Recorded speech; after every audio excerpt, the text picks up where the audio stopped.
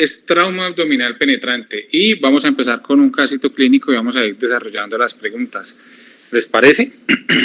Cualquiera puede levantar la mano y responder o interrumpir en cualquier momento. No hay ningún problema.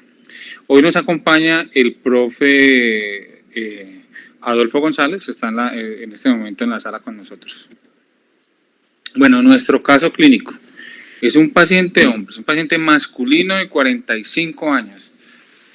Viene de aquí de Cali este paciente y su hora de ingreso fue a las 4:30, perdón, su hora de trauma fue a las 3:30 de la tarde e ingresa a nuestro hospital, donde lo vamos a atender nosotros, una hora después. Fue remitido como urgencia vital por herida en abdomen. ¿Listo? Se trata entonces de un paciente hombre, 45 años, se remite a un hospital nivel 1 de la ciudad, es un paciente que sufre heridas por arma de fuego. Ellos allá en el hospital nivel 1 consideran que es un arma traumática.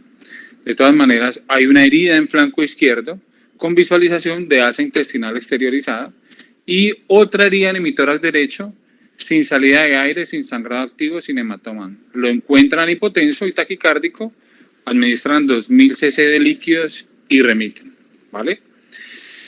Entonces aquí vamos a comenzar con la primera pregunta. No sé qué les parece. Bueno, hay varias localizaciones, en la topografía del abdomen se puede dividir de varias maneras. Yo quisiera saber si es importante definir la localización anatómica por alguna razón. La pregunta es la siguiente: ¿cuál de estas afirmaciones sería falsa? ¿Definir la localización ayuda a definir el manejo de la lesión? ¿Determina la necesidad de estudios adicionales? ¿Sirve de guía para la reanimación volumétrica? ¿O puede comprometer varias áreas anatómicas? ¿Alguno quiere responder? ¿Cuál es la falsa en estas opciones?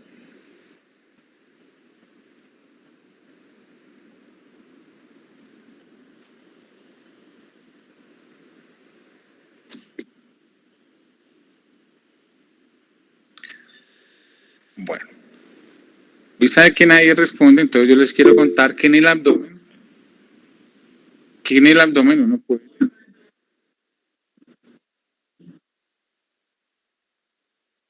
Sí, buenas noches.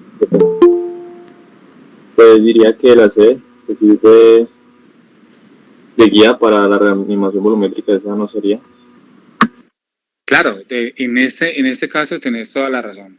La C es la respuesta falsa, no nos sirve. Ahora en adelante vamos a ver por qué nos puede ayudar a definir el manejo de lesión, si requiere unos estudios adicionales o si una sola herida puede comprometer varias áreas anatómicas. Burgos, ¿reconoces qué otras áreas pueden estar comprometidas en el abdomen que no sea solamente abdomen? ¿Con la área que tiene este paciente? No, en general. Ah, bueno, el área toracoabdominal, lumbar, los flancos, como la tiene ese paciente, la zona pélvica. Pues diríamos que esas son las regiones y sí, la lumbar. Claro, entonces puede uno tener localizaciones que afecten tanto el tórax como el abdomen, por ejemplo, en el área precordial o como bien lo dijiste, como en el área toracoabdominal, y asimismo con otras lesiones. Uno puede tener trayectos en varias áreas anatómicas, comprometer el mismo disparo, por decirlo así, el abdomen y la pelvis y las extremidades, ¿cierto? Entonces, volviendo a nuestro paciente, nuestra valoración primaria dice, le hicimos el ABC. Y el ABC en este caso dice, bueno, tiene una vía aérea permeable, tiene una tráquea centrada, no tiene collar cervical, como lo vemos en esta foto superior. En la B, el tórax es simétrico, tiene una respiración superficial, un murmullo audible en ambos campos pulmonares, su frecuencia respiratoria es de 30, satura 100%.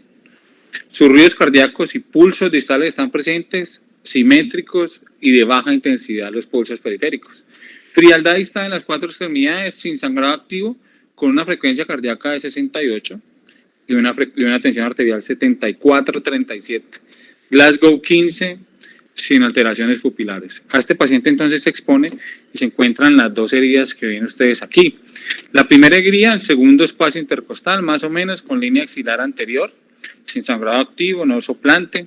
Y la segunda herida, la que ustedes ven aquí abajo, que es en el flanco izquierdo, y debajo de esta bolsita hay una asa eviscerada. ¿Listo? Incluso se le ve el peristaltismo, dice la nota quirúrgica, la nota de ingreso. Entonces aquí queremos hacer la siguiente pregunta. ¿En qué momento yo considero que la herida abdominal es penetrante? ¿Alguien sabe esa respuesta o quiere decirnos en qué momento o cómo heridas considero penetrantes?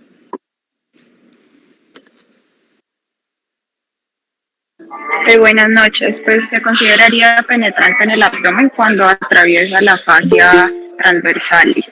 Y en este caso el paciente por la evisceración o también presencia de epiplocele, que es otra de las indicaciones. ¿Alguno conoce otra? ¿Esa exactamente?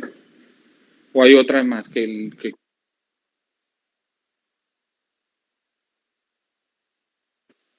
Sí, buenas noches. Adicionalmente a lo que dijo, también toda herida se considera penetrante cuando es una herida por almarada, cuando presenta hematuria, hematemesis, tracto rectal positivo, es por carga múltiple, o cuando la herida es de difícil exploración en los pacientes que tienen grandes hematomas o que son obesos. Pues doctora, muy bien, muy bien. Y la doctora Ávila, ¿qué nos iba a decir? Nada, no iba a complementar las demás situaciones en las cuales se considera herida penetrante, pero creo que ya las dijeron. Bueno, y de pronto en la parte posterior, ¿en qué momento la consideramos penetrante? Cuando una herida es, por ejemplo, lumbar. En ese caso, cuando atraviesa la fascia lumbar superficial. Bueno, muy bien, muy bien. Entonces, todo lo que ustedes han dicho es correcto. Aquí vemos en el dibujito, esta imagen está en el libro que se les proporcionó, y aquí vemos las fascias abdominales profundas, en este caso sería la fascia transversales, ¿listo? Y la fascia lumbar superficial, todas las que pasan. Hay condiciones en las que usted no va a poder ver bien esta fascia y usted queda con la duda. Si yo quedo con la duda, considero que la herida es penetrante. Trabajo a ese paciente. Ustedes han dicho todas las características. Ahora yo quisiera preguntarles además, ¿yo cómo exploro esa herida? ¿Cómo yo digo, venga, esto pasó a la fascia abdominal profunda, la fascia transversalis? ¿Cómo se hace eso? ¿Alguno sabe? ¿Alguno tiene alguna idea? ¿Ha visto?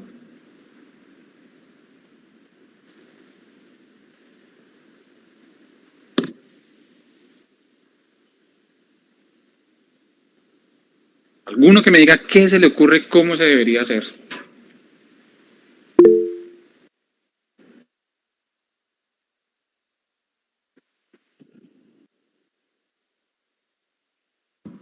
Sí, pues en el libro comentaban que deben tenerse pues ciertos elementos para poderse hacer. Se puede hacer en la sala de procedimientos o en un quirófano.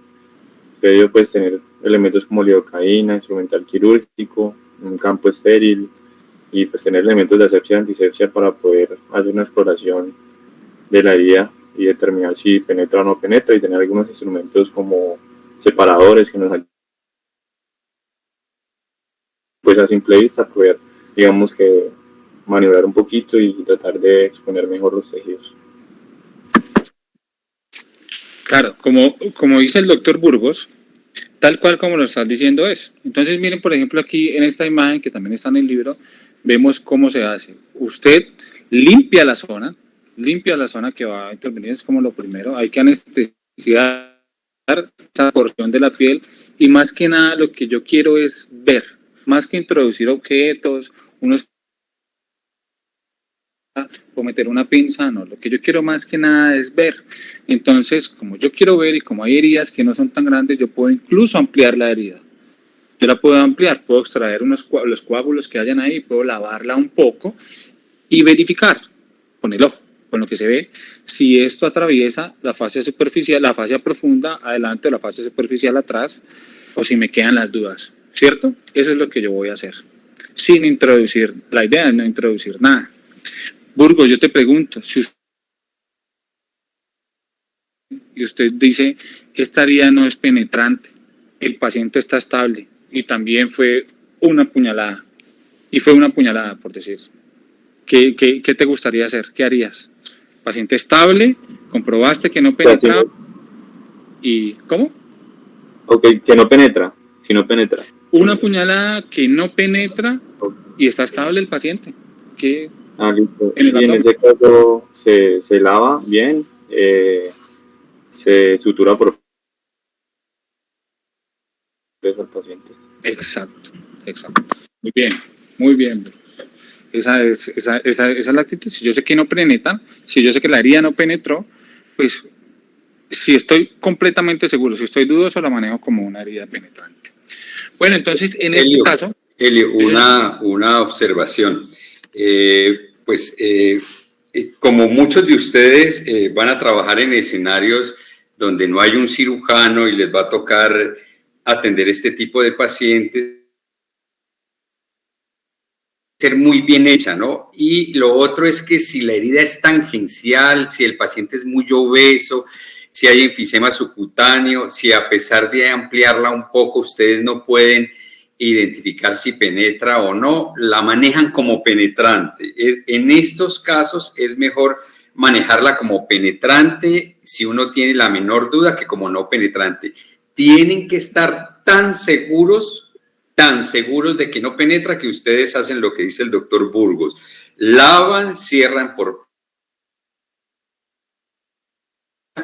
y se...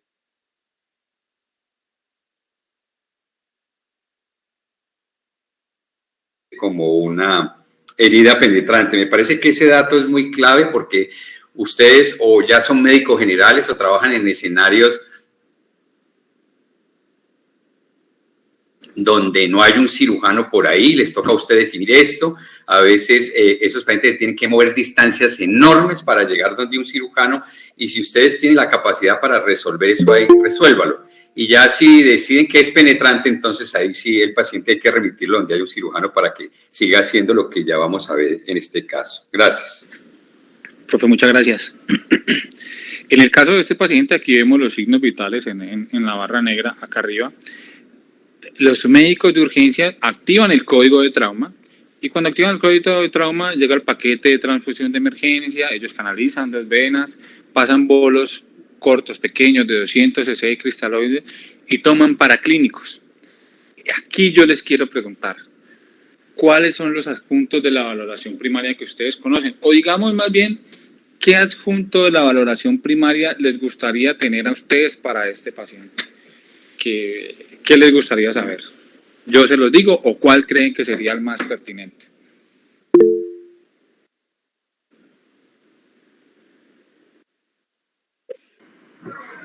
Un EFAST, me gustaría. Bueno, tórax y abdomen extendido. Un FAST extendido, me parece muy bien. ¿Alguien que no esté de acuerdo o quisiera otro adjunto?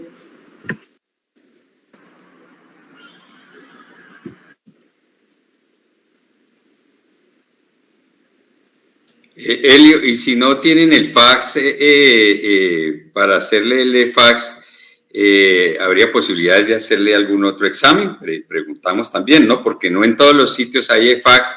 A veces está el equipo, pero no hay la experiencia. Entonces, si no existe el equipo o no hay la experiencia, ¿qué haríamos entonces como exámenes adicionales de esta revisión primaria?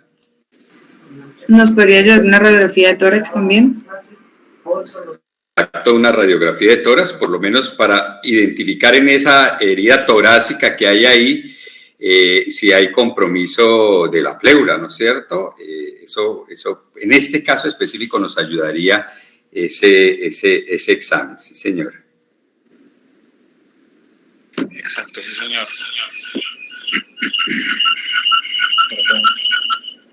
Listo. Bueno, entonces miremos el FAST.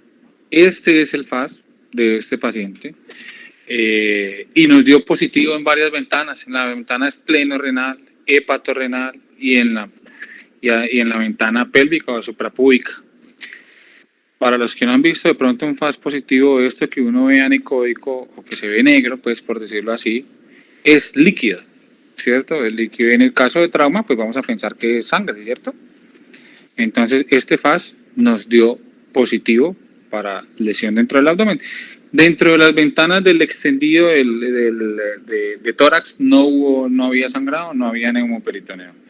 No había neumotórax, perdón. No había hemo ni neumotórax. Yo quisiera saber, es más o menos complementando la pregunta que hizo ahora el doctor González, ¿qué utilidad tienen estas siguientes pruebas en el trauma abdominal penetrante? ¿A alguno le gustaría hablar sobre la radiografía, la ecografía, la tomografía?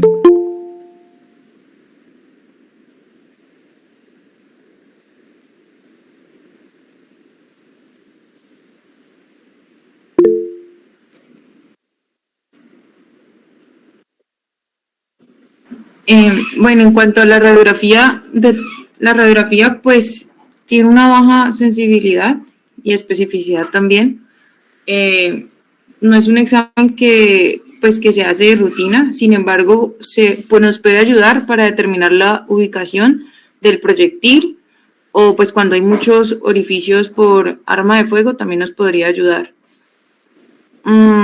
La ultrasonografía, pues cuando se tiene disponible, es una gran herramienta, pues nos ayuda a ver en el contexto del paciente inestable por qué cavidad empezar, si por tórax o abdomen.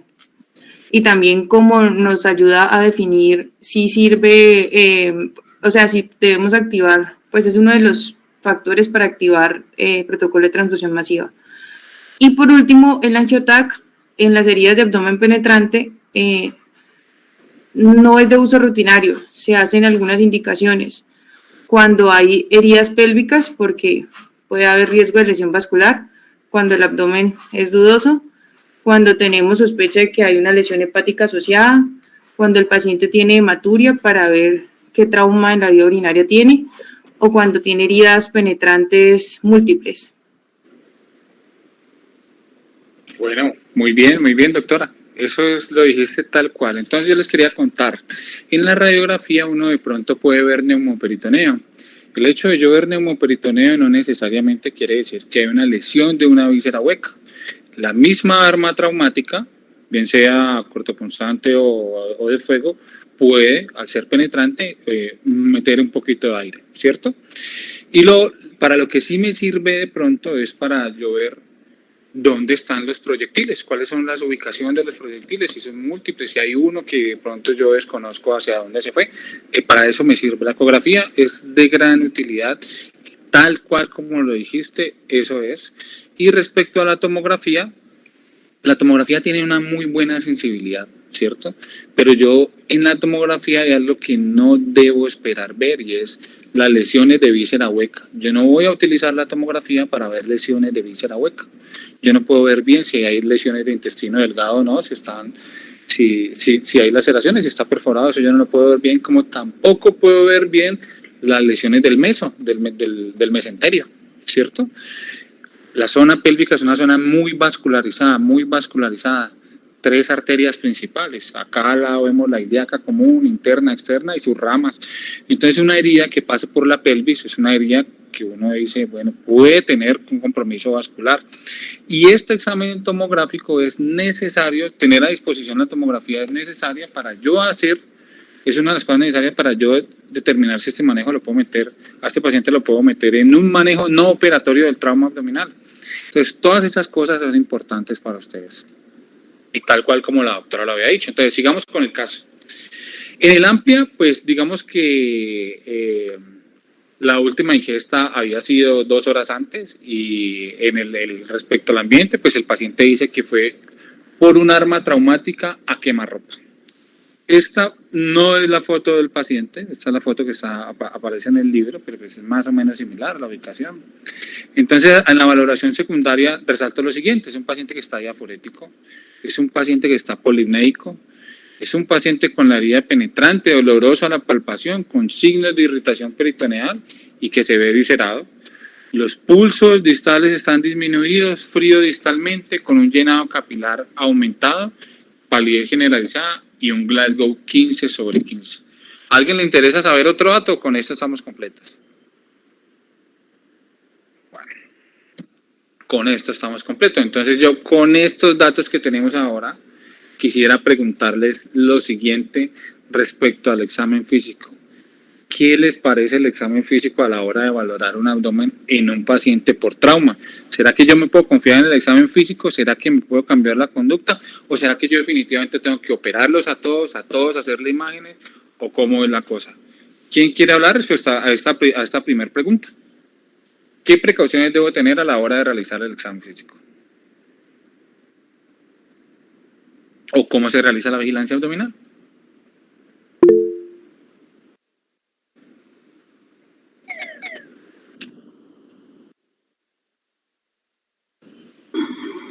Buenas noches.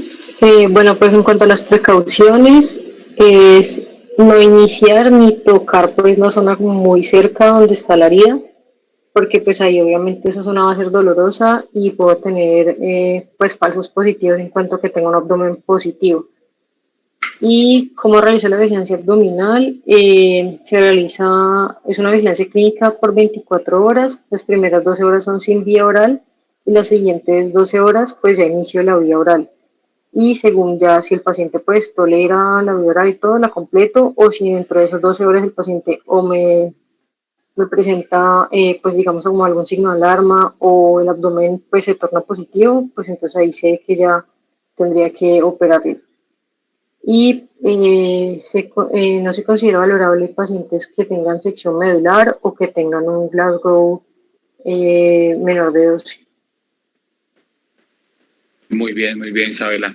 Andrea Arteaga, que también había levantado la mano, de pronto quisiera decir algo más. Sí, doctor. En cuanto si es el examen físico es confiable o no, sí es confiable, pero si se hace seriado, se hace juiciosamente y sobre todo en los pacientes pues que estén estables. No todos hay que operarlos. Ya que me preguntaste eso, digamos que ¿qué condiciones deberías tener para hacer ese manejo no operatorio, ese manejo en que yo voy a hacerle el examen seriado? ¿Y qué condiciones debo tener yo como personal de salud? Debo tener un equipo de cirugía, debo tener un banco de sangre, por si lo llego a necesitar, un cirujano disponible, estar por lo menos en un nivel 3. Bueno, sí, muy bien. Entonces debo tener a disposición banco de sangre, debo tener a disposición tomografía, debo tener a disposición quirófano las 24 horas, pero a veces hay quirófano, pero no las 24 horas. Pero exacto, muy bien. El examen físico en el trauma abdominal es de importancia, de mucha importancia, es muy relevante el examen físico, a tal punto que me lleva a mí a tomar o no decisiones. ¿Ustedes por qué creen que se tomó la decisión de operar a este paciente? Porque estaba choqueado. Porque estaba choqueado uno, muy bien. Esa es una indicación. ¿Qué otra indicación? Está eviscerado.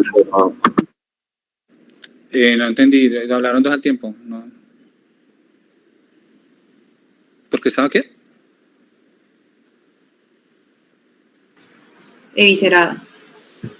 Porque estaba viscerado, es una muy buena razón. Las lesiones penetrantes, cuando un paciente está viscerado, hay más del 90% de lesión de víscera hueca, entonces hay que operarlo, ¿cierto? ¿Qué otra razón tienen para operar a este paciente?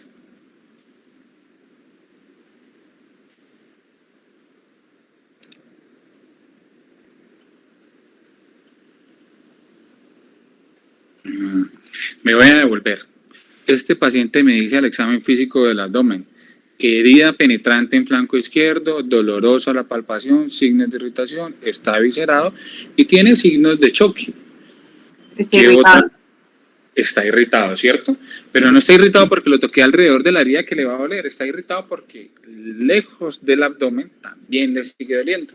O sea, no en la periferia de la lesión, que uno allí le va a doler. Esa es una de las precauciones. Entonces, si está irritado, es un paciente que hay que operarse. ¿En quiénes debo tener cuidado? Pacientes no valorables, con un Glasgow menor de 12, pacientes con sección medular. El paciente obeso también me genera un reto, ¿vale? Así que el paciente obeso es con una capa de grasa grande, es difícil valorarlo, ¿vale? Pero digamos que dentro de las respuestas que me han dicho está muy bien. ¿Hay alguna otra indicación de la parotomía que no me hayan dicho o que pronto vamos a ver? Creo que ya las dijeron todas. Bueno, listo. Entonces este paciente precisamente se lleva a la laparotomía y fíjense que encontramos una herida en el estómago con exposición de la mucosa. Ahí dice una herida de 10 centímetros. Hemoperitoneo de 1500 cc con contenido estomacal. Una herida en la pared abdominal anterior izquierda, supraumbilical, un desgarro del vaso con sangrado activo, un trauma esplénico grado 1, y el índice de trauma abdominal nos dio 14. Entonces volvemos otra vez a las preguntas. Y en este caso yo quisiera cambiarles el contexto del paciente. Si el paciente agónico en trauma es aquel sin signos vitales perceptibles, pero con signos de vida. Ustedes me pueden decir cuáles son esos signos de vida, o cuáles conocen, cuáles han escuchado, no sé, o qué se les ocurre.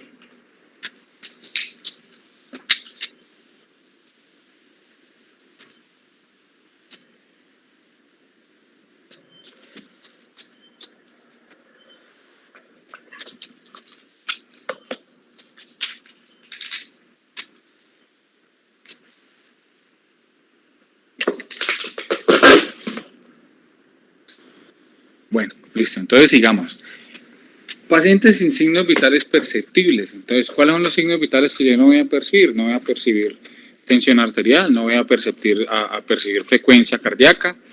Digamos que esos pulsos yo no los voy a tomar periférico en la muñeca ni nada, sino central. Pero son signos de vida. Aquel paciente que tiene reacción pupilar, que cuando yo con el cardiovisoscopio, con el electro le veo que tiene actividad cardíaca, que si yo le hago un eco también veo que tiene actividad miocárdica. Esos pacientes tienen signos de vida, aunque yo no le perciba signos vitales, ¿cierto? El paciente que tiene movimientos respiratorios, una respiración agónica, son esos pacientes los que yo digo no le percibo signos de vida, pero que ese paciente aún no ha fallecido. ¿Listo? ¿Alguien me puede decir por qué eso es importante o cuál sería la conducta con un paciente que yo encuentro en esto, aún siendo por trauma abdominal? Hay que llevarlo a toracotomía de resucitación. Hay que llevarlo a toracotomía de resucitación. Muy bien. ¿De pronto sabes para qué? Pues para que sobreviva, ¿no? O sea, pues No, muy bien, muy bien. Pero la respuesta. Sí. Sí, Para hacer masaje cardíaco directo, ¿no? Bueno, no necesariamente. Entonces uno piensa eso. Y yo se los quiero decir es porque la idea de nosotros es lo primero, clampear la aorta, pero digamos que eso es otro tema. Pero se los digo es porque a veces eso lo piensan cuando el trauma es de tórax o pensamos en el corazón. Entonces lo que muchos piensan, quizá lo que uno pensaba pues antes era para dar masaje directo y no es así. Aunque yo tenga un trauma abdominal y el paciente esté agónico, esa es la conducta es quirúrgica y yo tengo que ir a ver cómo clampeo la aorta, ¿cierto? Pero no vamos a entrar en ese tema. Es para que tengan la presencia en mente el paciente agónico. Bueno, ¿qué le pasó a este paciente? Evoluciona favorablemente y se da egreso al 4º día posoperatorio. Entonces, ¿qué tenemos con este paciente? Es un paciente con trauma abdominal penetrante. Yo debo dejar de pensar que el arma traumática no penetra, el arma traumática puede penetrar. Y yo debo poner al paciente en el peor escenario. No me debo imaginar que es un arma traumática y no simplemente es un arma de fuego. Entonces, tenemos un paciente con herida penetrante que llegó en estado de choque, con que el examen físico nos dijo qué hacer, ¿cierto? Este paciente de pronto necesitaba ir a tomografía antes de operarse o antes de otra cosa. ¿Alguno me quiere responder? ¿O hubiese sido mejor llevarlo a tomografía? Kevin. Buenas noches, Doc. No, Doc, tenía signos clínicos de irritación peritoneal, había una evisceración, había muchos signos que llevaban más a la idea de un manejo quirúrgico temprano que a una dilatación y observación. Exacto, muy bien, Kevin, esa es la respuesta. Entonces, no se hace necesario, a pesar de que yo tengo la herramienta, pero debo tener en la cabeza cuáles son las herramientas diagnósticas y en qué momento se utilizan. ¿Listo? Yo creo que todos han estudiado y lo han hecho muy bien. ¿El profe González quiere decir algo más? Sí, digamos, es como un poco un resumen del trauma abdominal penetrante. Entonces, como se ha desarrollado el caso y como lo han visto ustedes en las charlas que se han dado, la primera pregunta que hay que hacer es si el paciente está agónico. Ya lo mencionamos, si está agónico se hace una toracotomía o una esternotomía de resucitación, tratando de clampear la aorta y adicionalmente le puede dar uno masaje cardíaco si así lo desea. Si el paciente está en shock y se hace todo el proceso de reanimación y no mejora, es un paciente que va a cirugía inmediatamente. Y entonces tenemos el otro grupo de pacientes que es el paciente con trauma abdominal penetrante 1, que está estable o que después de una reanimación adecuada el paciente mejora, es decir, es respondedor. En ese grupo de pacientes ya entramos en el protocolo de pacientes con trauma abdominal. Entonces, lo primero que habría que preguntarse es si esta herida es penetrante. Y ya definimos que una herida es penetrante en el abdomen anterior, se atraviesa la fascia transversal y en la parte posterior sí atraviesa la fascia lumbar superficial. ¿Y por qué no se mete uno en la región lumbar a tratar de explorar más profundo? Porque la masa muscular que hay es muy grande y entonces la posibilidad de que tenga uno un falso negativo es elevada. Entonces, para minimizar esos riesgos se ha tomado esa estructura como la estructura que define si es penetrante en la región posterior.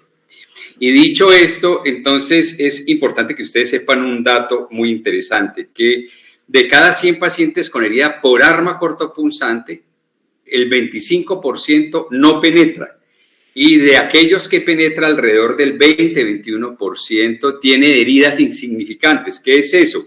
Que uno le hace una laparotomía y tiene una herida de hígado que ya ha parado, una herida del meso que ha parado, una herida superficial de una víscera hueca que no tiene ningún compromiso, de manera que cuando se trata de arma cortopunzante, casi que 1 de cada 2 no tiene lesiones que ameriten una laparotomía.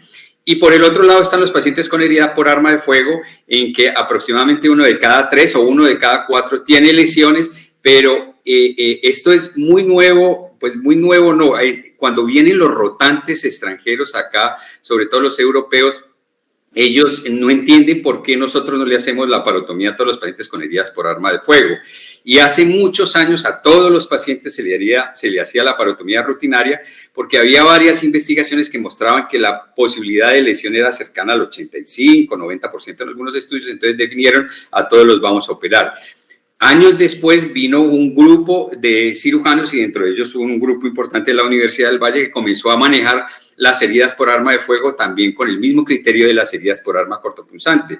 Es decir, si el paciente estaba estable y el abdomen era negativo, lo observaban las mismas 24 horas que ustedes han mencionado.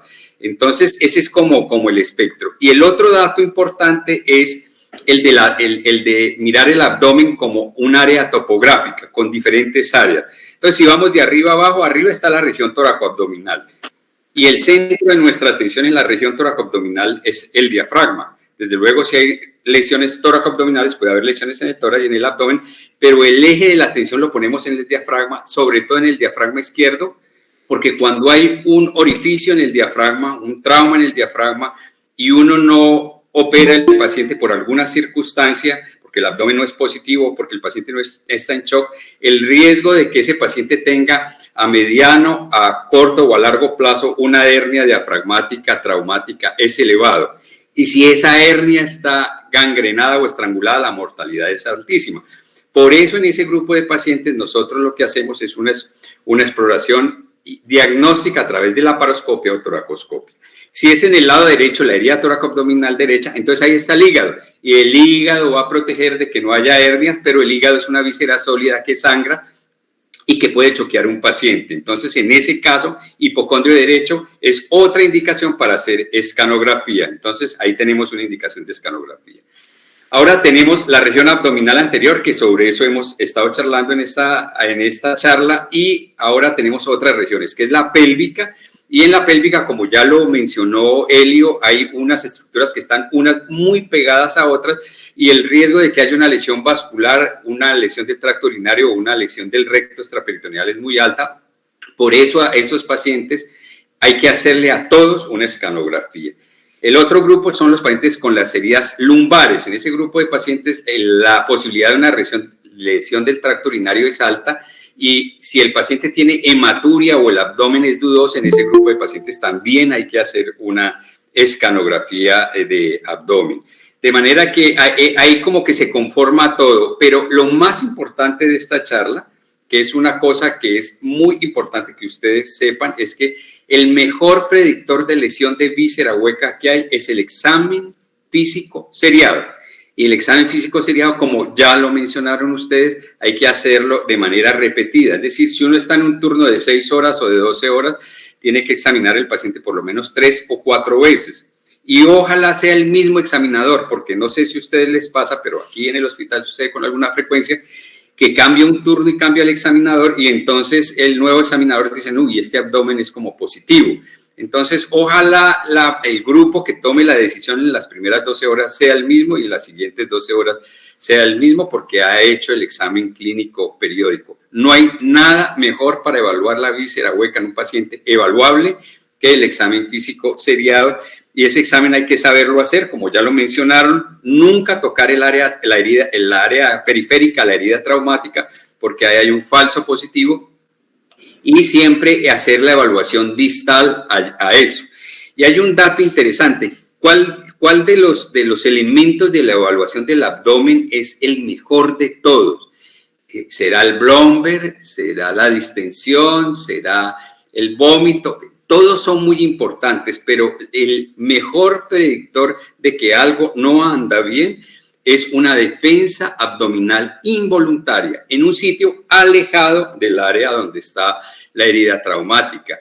De manera que hay que ser muy cuidadoso con el examen, porque la defensa abdominal involuntaria para mí es el mejor predictor que hay. No el único, pero es el mejor. Si un paciente tiene una herida por arma penetrante, arma de fuego o arma cortopunzante, y se distiende y vomita, pues uno dice, uy, algo no anda bien.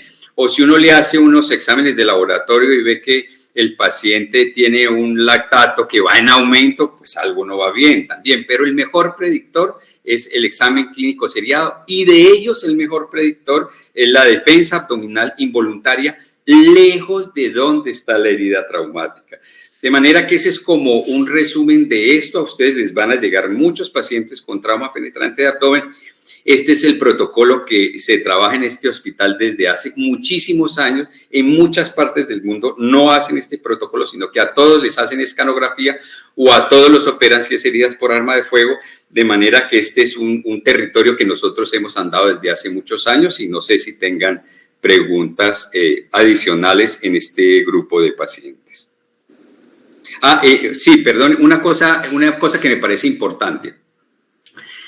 Hablemos un poquito de las heridas transpélvicas y lumbares. Uno puede tener un paciente con una herida transpélvica y el abdomen positivo, y hay que operarlo, pero de todas maneras a ese paciente, si tiene hematuria, a ese paciente hay que hacerle un TAC de 3 fases. De 3 fases es una fase arterial, una fase venosa y una fase excretora, para mirar el tracto urinario.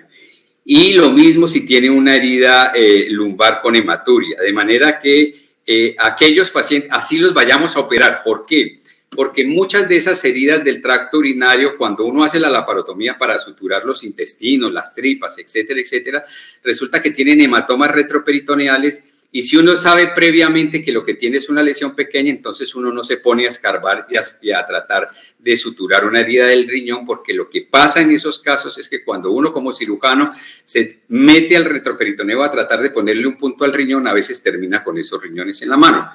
Resumiendo este puntico que me parece importante: paciente con herida por arma de fuego o arma cortopunzante, es decir, trauma abdominal penetrante, y hematuria, siempre háganle un TAC en 3 fases antes de operarlo. No es que dejen eso para operarlo al otro día o a los 3 días o en 12 horas o en 6 horas. Antes de subirlo a cirugía lo pasan por el TAC, revisan el TAC, verifican el tipo de lesión del tracto urinario que tiene, si es susceptible de manejo conservador o hay que operar. Eso es, digamos, otra cosa adicional que quería decirles. Y no sé si tengan preguntas sobre este tema, que es un tema muy interesante. Gracias.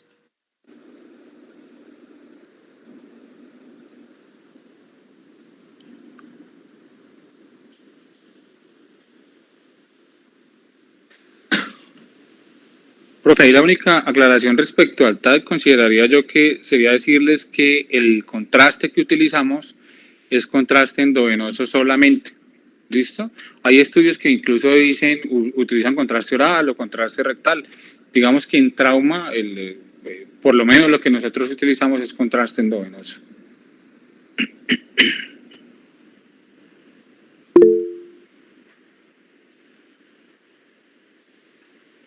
Bueno, no habiendo más preguntas. ¿Alguien tiene alguna pregunta?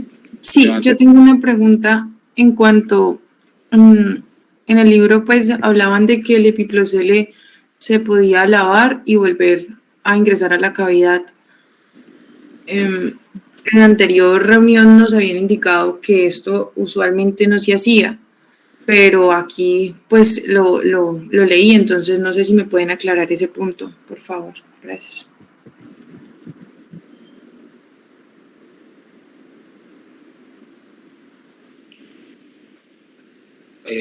Bueno, en trauma abdominal penetrante, digamos que el epiplocele tiene un alto porcentaje de asociarse a lesión intraabdominal de víscera hueca, pero hay otro porcentaje importante que no. Antes se llevaban todos esto de la parotomía y se consideraba pues como si fuese una evisceración. En general antes, hace mucho tiempo, se llevaban todos los pacientes a la parotomía. Bueno, se ha visto que yo puedo lavar el epiplocele herniado, lavar la piel, lavar muy bien ese contenido, lo ligo,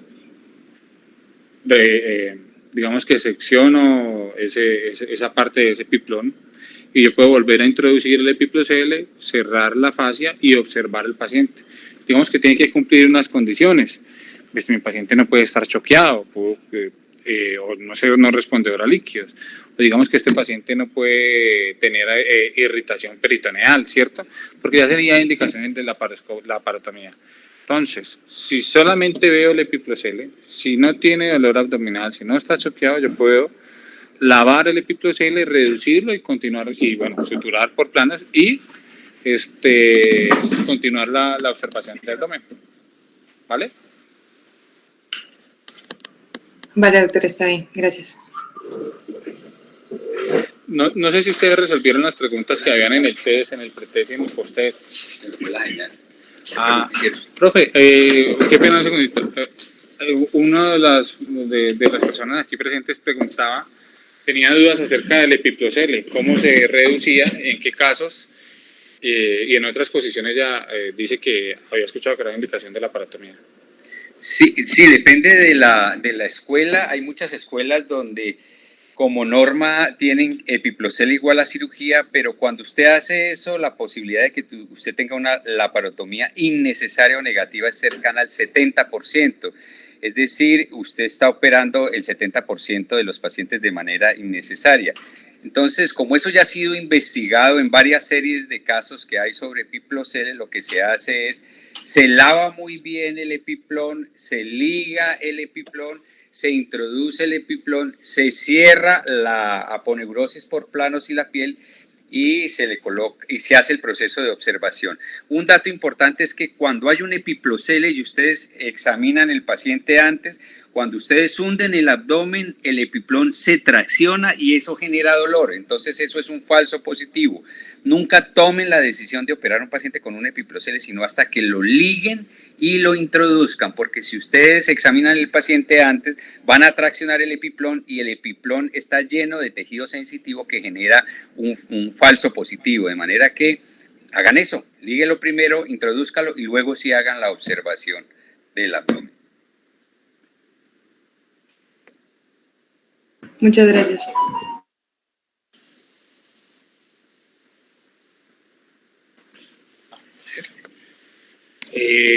Listo. Bueno, muchísimas gracias. Yo creo que aquí terminamos esta revisión por hoy de abdomen penetrante, a no ser que alguien tenga otra duda. No sé si llenaron el pretest y el posttest. Con la información que repartimos aquí es suficiente, pero si no nos pueden escribir, o si alguno quiere lo llenamos, respondemos esas preguntas de una vez.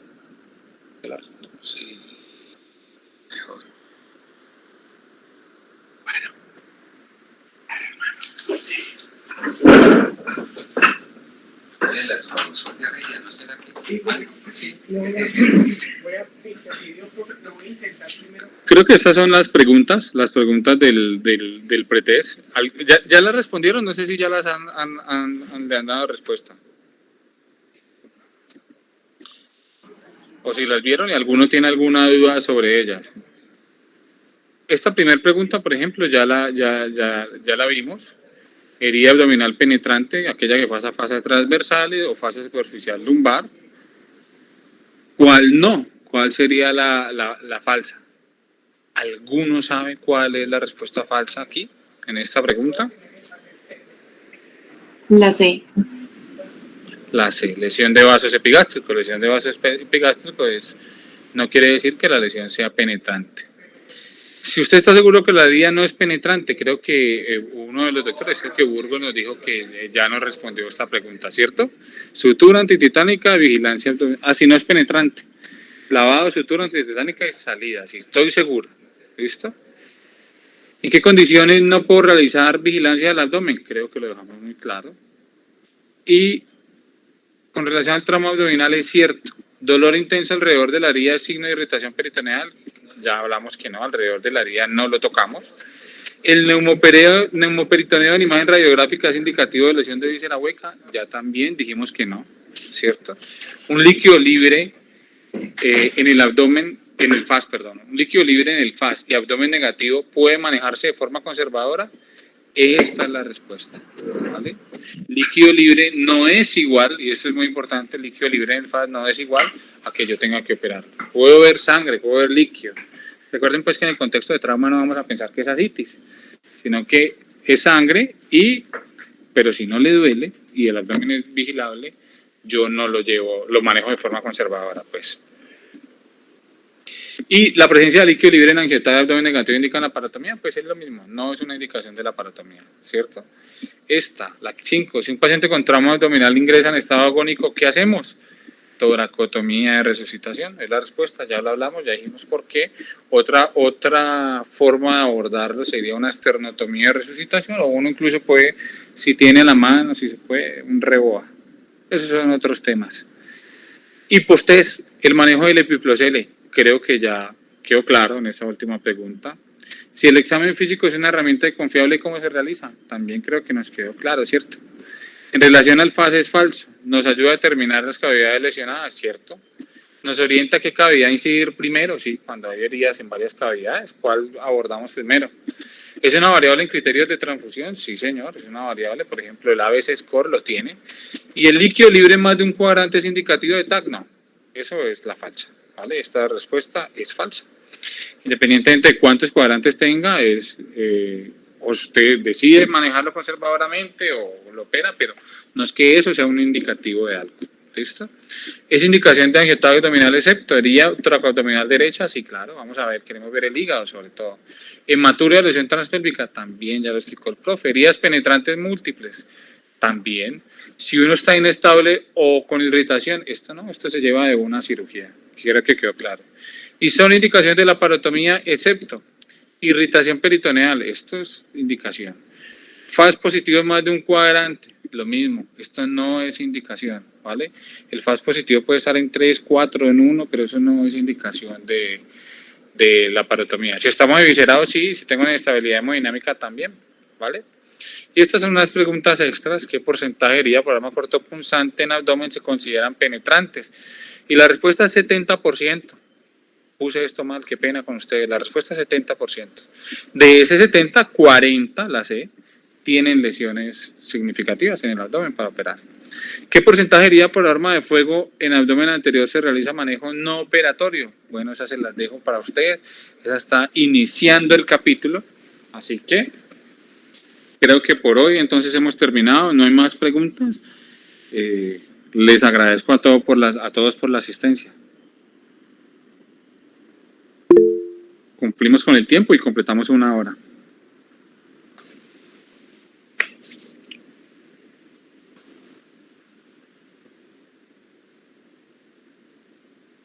Una buena noche.